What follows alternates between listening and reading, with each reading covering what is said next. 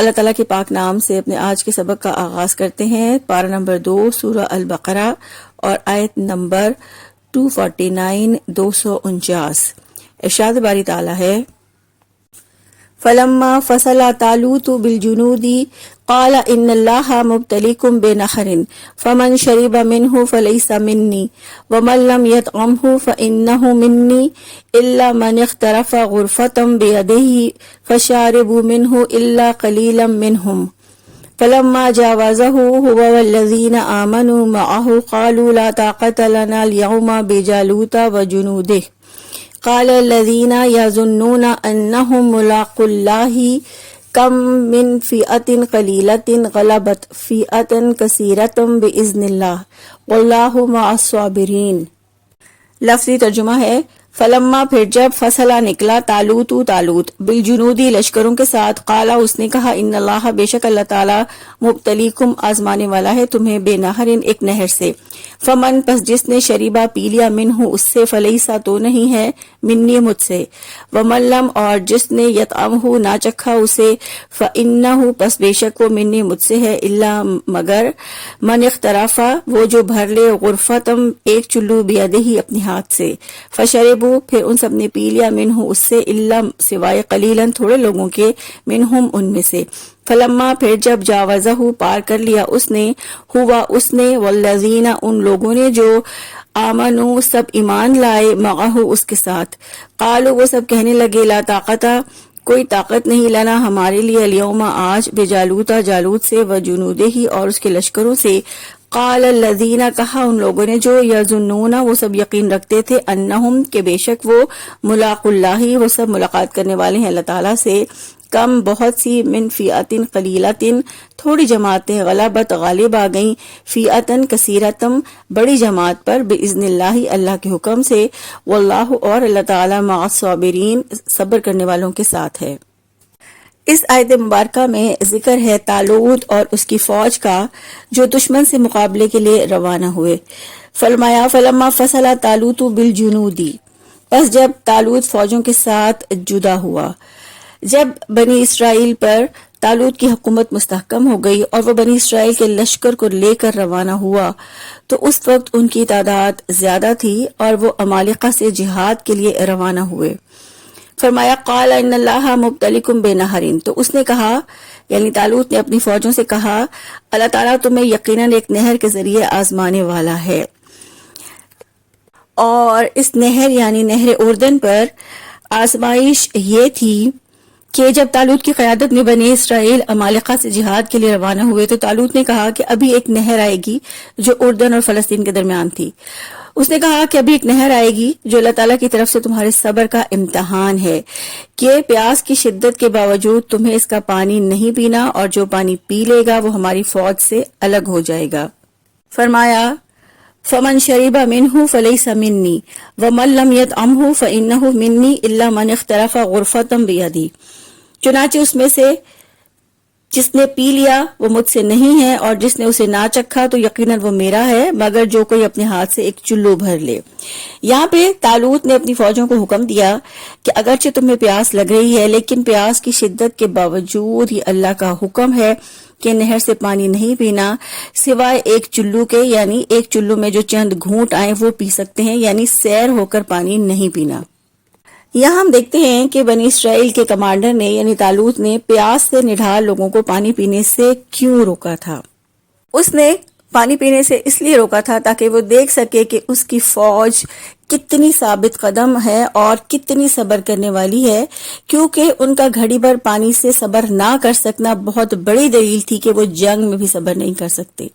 اور یہ کہ وہ یہ جاننا چاہتا تھا کہ یہ فوج کس حد تک خواہش نفس اور مرغوبات نفس کے مقابلے میں ٹھہر سکتے ہیں، اور یہ کہ وہ کس قدر ضروریات زندگی سے محرومی اور مشکلات کو برداشت کر سکتے ہیں۔ اصل میں ہر کمانڈر کے لیے یہ ضروری ہوتا ہے کہ کسی بھی بڑی جنگ سے پہلے اپنے ساتھیوں کے جوش و جذبے اور عزم اور حوصلوں کو پرکھے اور ان کے ڈسپلن کو دیکھے۔ پھر فرمایا فَشَرِبُوا مِنْهُ إِلَّا قَلِيلًا مِّنْهُمْ ان میں سے تھوڑے لوگوں کے سوا سب نے پانی پیا۔ تو اس آیت سے پتہ چلتا ہے کہ کمانڈر نے اگرچہ روکا تھا کہ سیر ہو کر پانی نہیں پینا، لیکن اس کی بات پر کسی نے توجہ نہ دی اور ان میں سے زیادہ تعداد نے سیر ہو کر پانی پیا۔ اس سے ہمیں پتہ چلتا ہے کہ ان کثیر تعداد میں عزم اور حوصلے کی کمی تھی، صبر کی کمی تھی، اور یہ کہ فوج کی کامیابی عظیم تعداد سے نہیں پختہ ارادے سے ہوا کرتی ہے۔ مضبوط ایمان، مضبوط دل اور مستقل مزاجی کامیابی کے لیے بہت ضروری سرمایہ ہوتی ہیں، اور یہ کہ مشکلات میں کامیابی حاصل کرنے کے لیے، مقابلے میں کامیابی حاصل کرنے کے لیے سردار کی اطاعت ضروری ہوتی ہے۔ پھر فرمایا فَلَمَّا جَاوَزَهُ هُوَ وَالَّذِينَ آمَنُوا مَعَهُ، جب طالوت نے اور ان لوگوں نے جو اس کے ساتھ ایمان لائے تھے انہوں نے دریا پار کر لیا، یعنی دریا پار کرنے والے وہ لوگ تھے جو ایمان لائے تھے، جنہوں نے اپنے کمانڈر کی اطاعت کی اور جنہوں نے زیادہ پانی نہیں پیا تھا، اور جنہوں نے سیر ہو کر پانی پیا تھا اور کمانڈر کے حکم کو نہیں مانا تھا، وہ سستی کاہلی کا شکار ہو گئے اور انہوں نے کہا قالوا لا طاقت لنا اليوم بجالوت وجنودہ، انہوں نے کہا کہ آج ہم میں جالوت اور اس کی فوجوں کا مقابلہ کرنے کی طاقت نہیں ہے، کیونکہ پیاس میں ایک دم زیادہ پانی پی لینے سے وہ بے سدھ ہو گئے، نڈھال ہو گئے اور ان کے اندر مقابلے کی طاقت نہ رہی۔ جالوت ایک بہت طاقتور اور قوی ہیکل انسان تھا،